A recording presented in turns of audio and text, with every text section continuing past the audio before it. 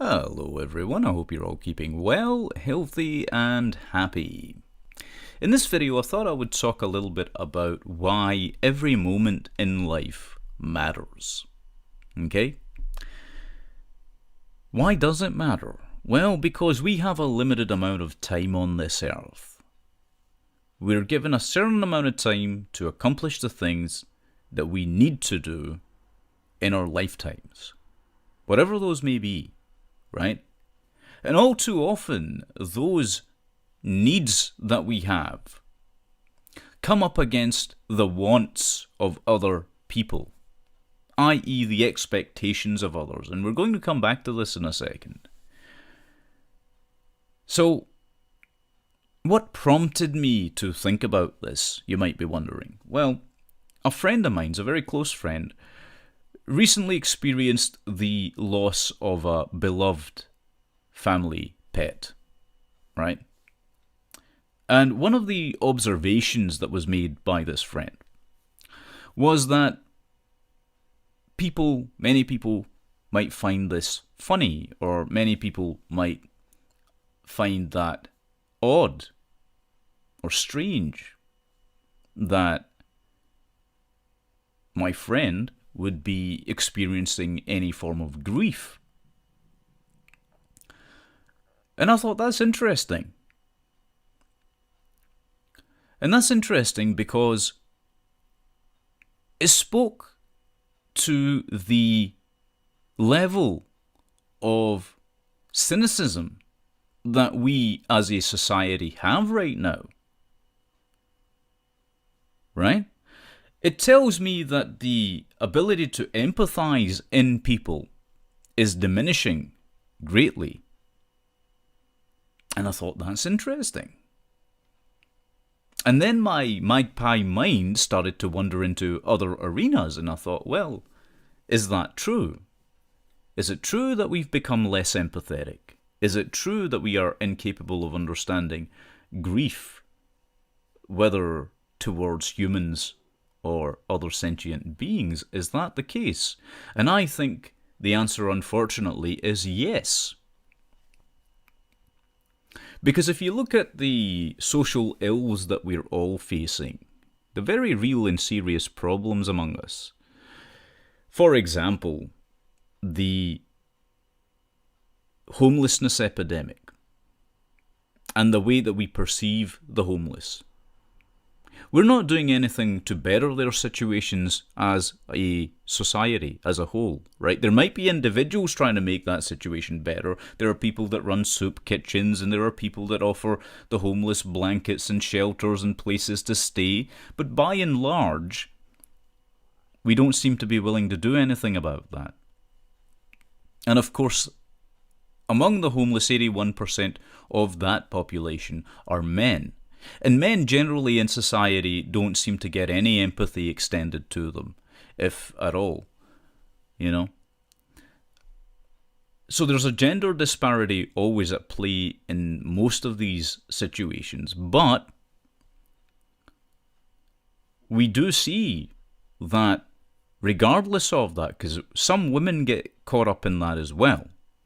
So if 81% of guys contribute towards the overall number for the number of people that are homeless, then that means that 19% are women, which is no small number when you consider the number of homeless people there are. It's the same thing with suicide rates. The suicide rates for men are through the roof, but they're also pretty high for women, right? Men in general are more affected by these things because, again, society doesn't like to afford men any empathy.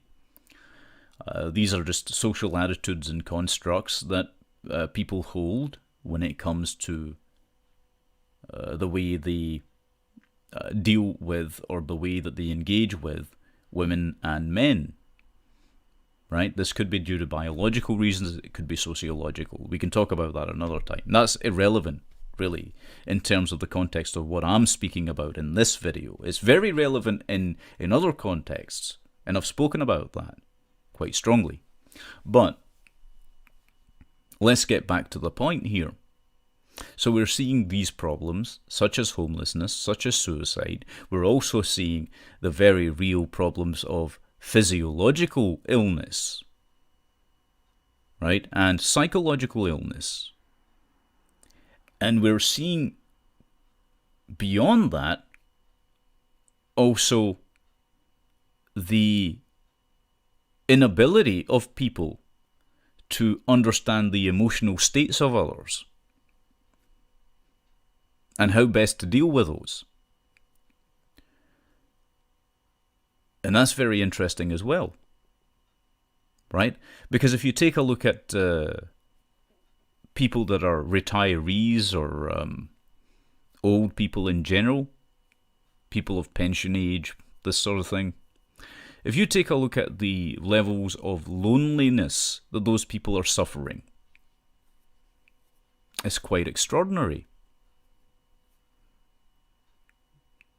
So when you look at all of these things, it's very difficult not to come to the conclusion that we have in fact become less empathetic. Right? Or perhaps we've just gotten better at keeping records of these things. That's also a possibility, although far more unlikely in my opinion, but let's say it is a possibility. Even so, have we become that cynical? Have we become that incapable of acknowledging the emotional fragilities of other people? It seems to me that that's the case. And that's an incredibly sad thing, because it tells us that the element of true care that is part of the human psyche is very quickly diminishing. And the thing about grief is an interesting one, right? The thing about grief is, if you are grieving for someone or something, and I have personal experience of this, that is the case because you have true care within you, the ability to care, truly care. And your actions demonstrate that as well for another sentient being, right? But taken to extremes, of course, that is unhealthy. Right? You can't empathize with everything and everyone, especially people that you don't know or their situations which you don't know, right? That's not possible. And there are also people that will manipulate your own empathies for their own purposes. They'll manipulate your emotions in order to get something from you. Okay, this happens all the time. A great example of this, by the way, are those commercials that they put on with the people that are dying of hunger or famine in particular third world countries. You know, those charity commercials that you see. And those are designed to manipulate you emotionally so that you give freely to the charity. But if you break down the work that the charity does, yes, they're doing some really great work, but the majority of that money is being misused, misappropriated, misallocated in many, many cases.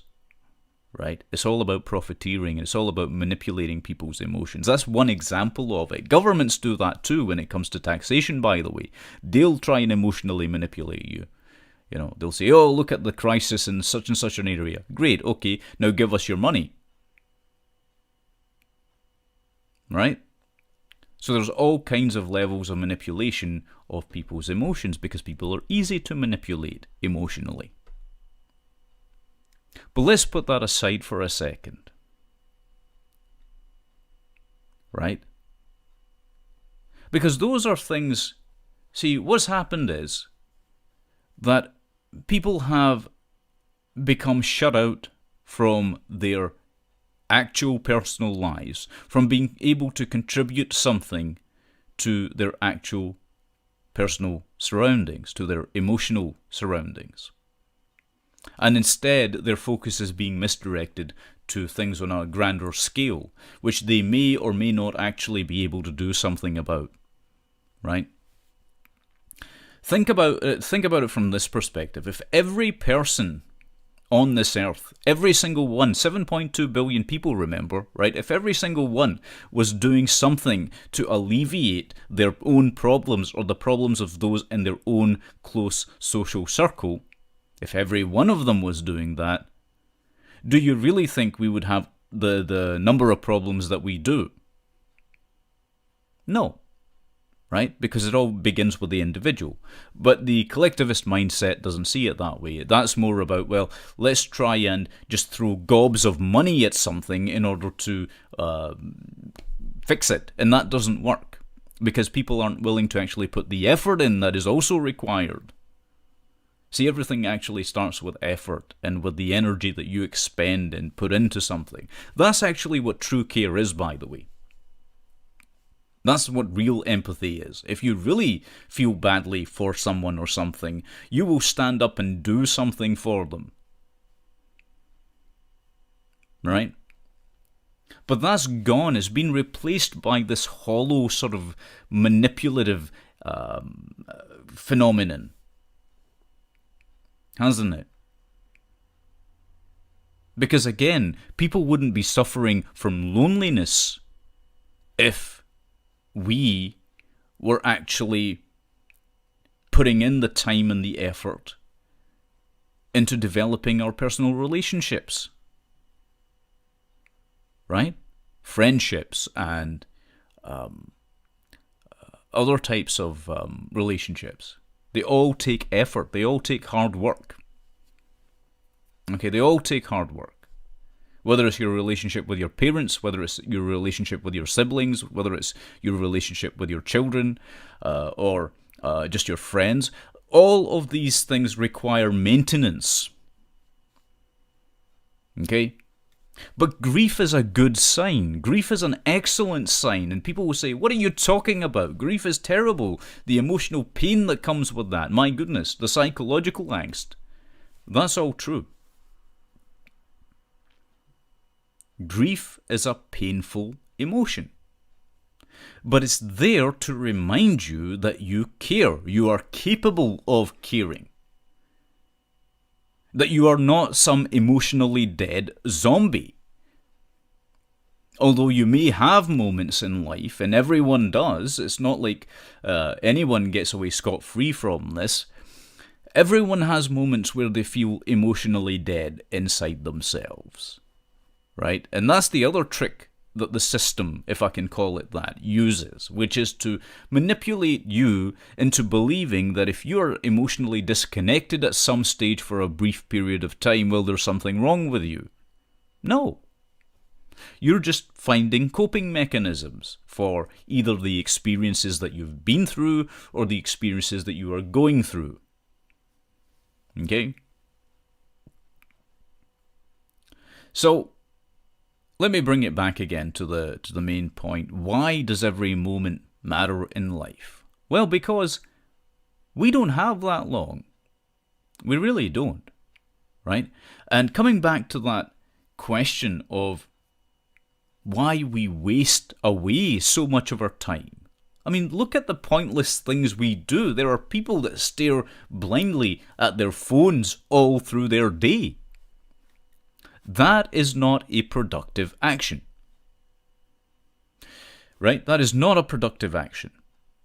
It's a good way to keep in touch with people, sure.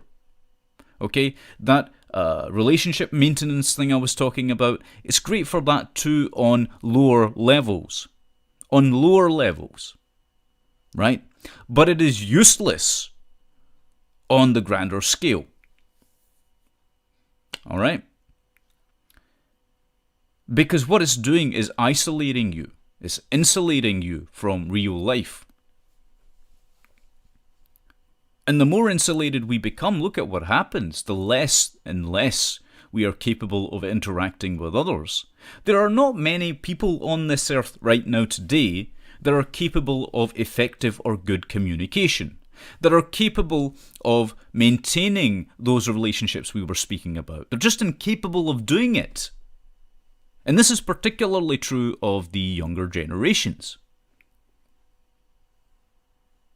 And they suffer a lot through that as well.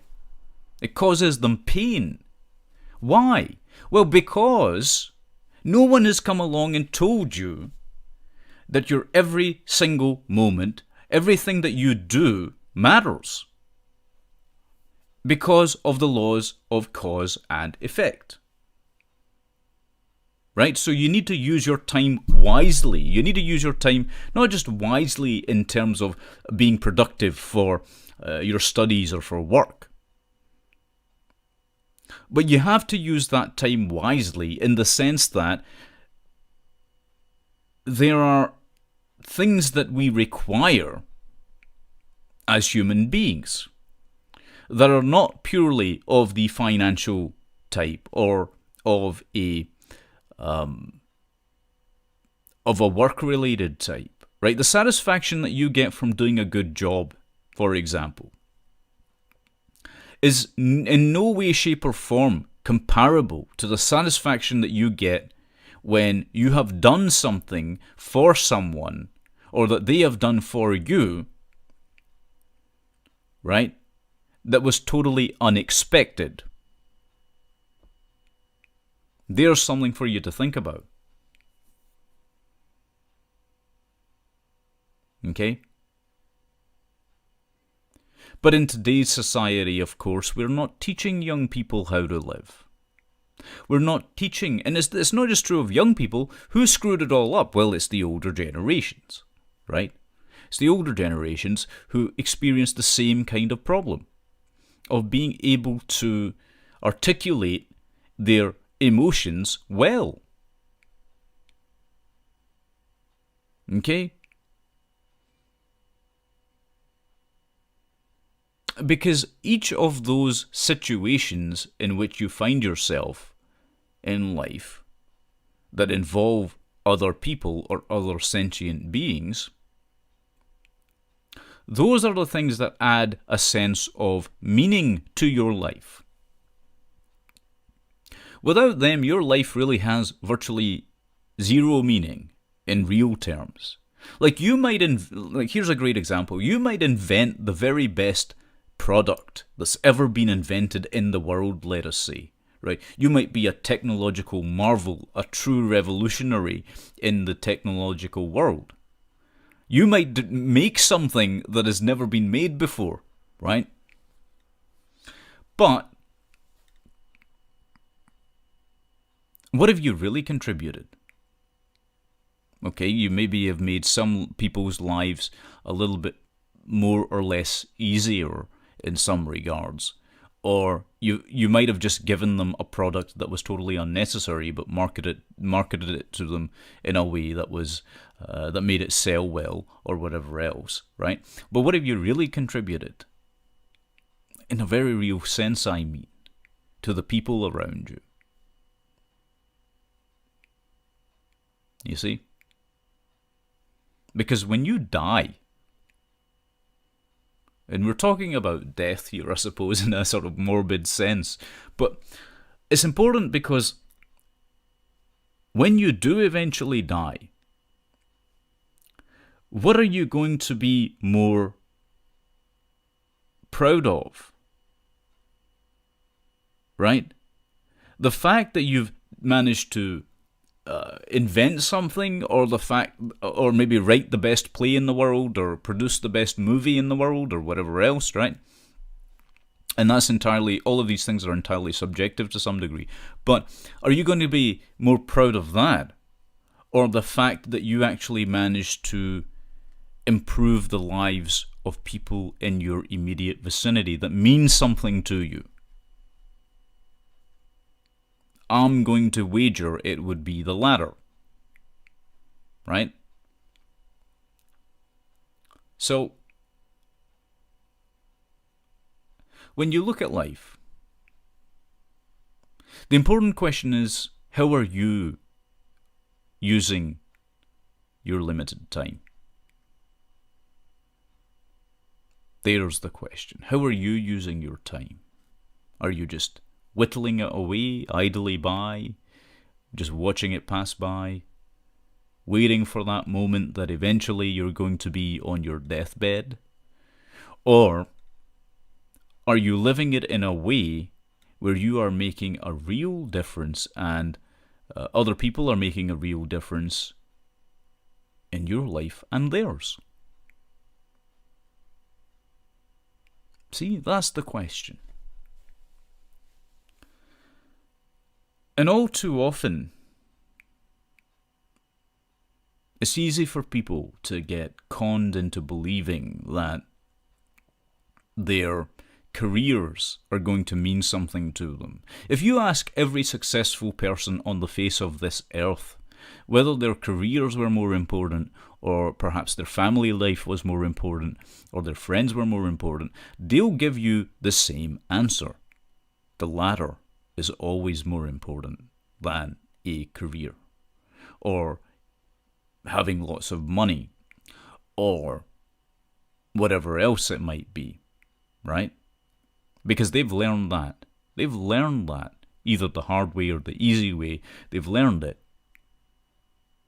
There is nothing that can replace the human bonds or the bonds that we have with other living beings. There really isn't. And this constant expectation of others that we should conform to their ideal, when their ideal is a broken one, it is a flawed one, and it is a destructive one. Right? It's incredibly destructive to think that everyone should think the same. That everyone should be equally cynical. No. I refuse to believe that.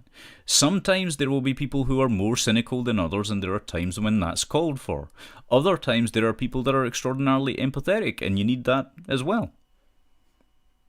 See, for a society to be healthy and balanced, you need both things. But what's happened is that all the time it seems that we're choosing between extremes. We're constantly choosing between extremes, and we're never getting anywhere because of that. In fact, society is becoming more self-destructive as a result, not less. At least that's been my observation. Maybe you feel differently about this, I don't know. But I'll wrap it up here and simply say that every moment does matter. Every single moment in life is a blessing in a sense. And I don't mean that in an ethereal sense or anything like that. I just mean that every single opportunity that comes your way to make a difference is profound. And you've got to treat people well in life, if possible, right? Particularly the ones that matter to you. Your family and your friends and your significant other, perhaps, right? That's where it is. That's where the real deal is.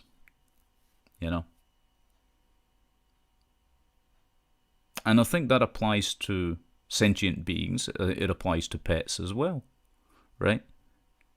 It applies there as well.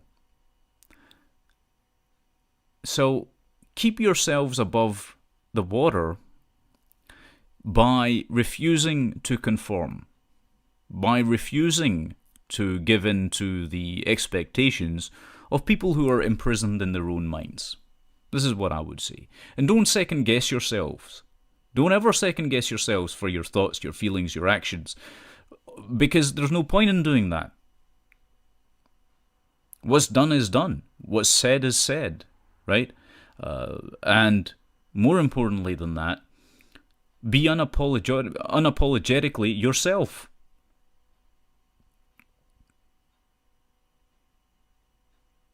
Why should you be what someone else thinks you should be, or who someone else thinks you should be? That's idiotic, trying to live up to that ideal. You'll never manage it.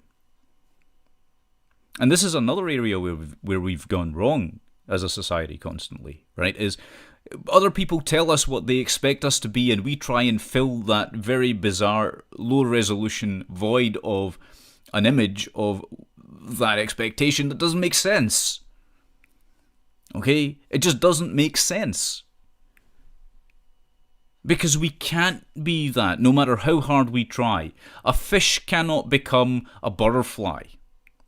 And similarly, A bluebird can't become a donkey. It doesn't work that way. You can only be true to your own nature.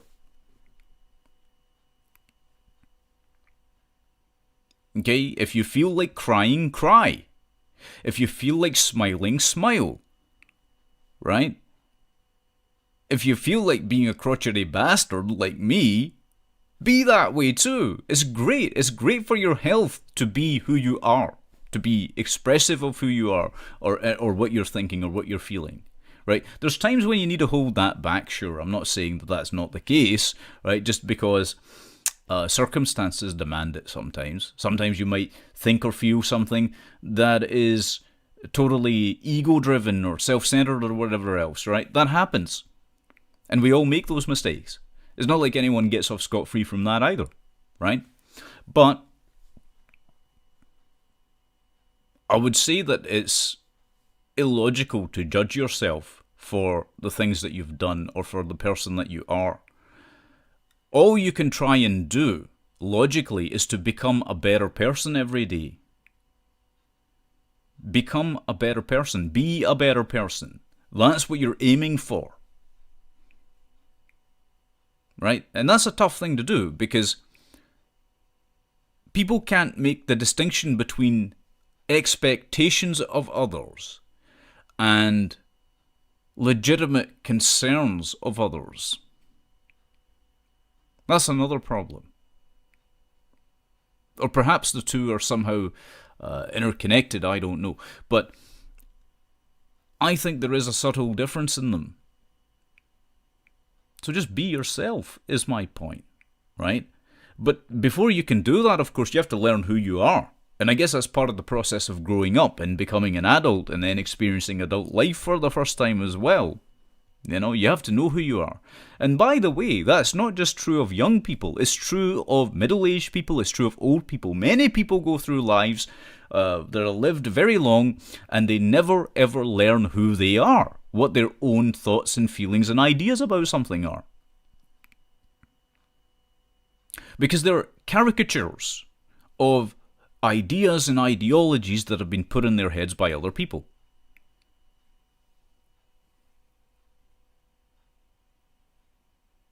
And part of using your time wisely on this earth is finding out who you are and being okay with that. You know, you find out who you are, you live with it, you see if you can be a better person tomorrow, and you try. And that's all anyone can ask of anyone else, is that they try. You know, that they have taken on or undergone the journey of self-knowledge. Anyway, those are my thoughts on this. Those are just some rambling, meandering ideas that occurred to me. And I thought that it was important to talk about it because, as I say, way too many people are wasting their lives away. Way too many people have sacrificed their own inner empathy and their own care, their true care for others. And it's necessary to a degree to have empathy, to have compassion. You can't have too much of it, but you need enough of it that you can be of use to your fellow human beings, particularly those who matter to you, who have meaning to you. Okay? Anyway, I'll leave it there for this video, but thank you very much for watching. Take good care of yourselves, and bless you.